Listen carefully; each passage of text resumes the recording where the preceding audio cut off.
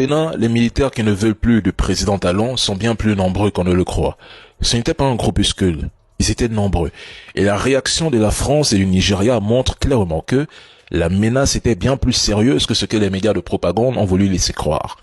La France a elle-même admis avoir transmis du renseignement et des données au Nigeria pour permettre l'envoi d'avions bombardés contre les militaires béninois.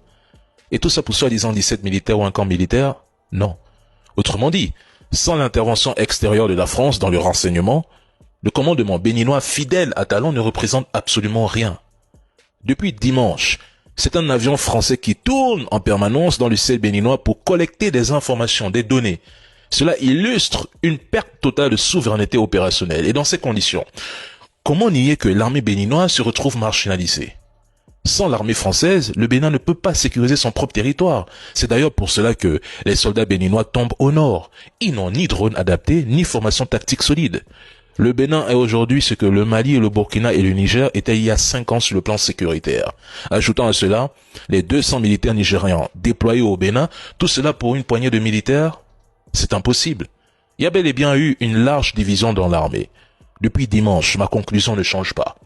Ces militaires se sont révoltés pour des raisons légitimes que l'on cache au peuple. La situation sécuritaire au nord est catastrophique. Les attaques terreau se multiplient et les familles des soldats tombés au front sont mal prises en charge. Cette colère trouve sa source dans une gouvernance opaque et défaillante. Et ce que beaucoup ne comprennent pas, c'est que ce coup de force, pour les raisons connues, pourrait en appeler d'autres. Une armée frustrée, abandonnée, finit toujours par se rébeller.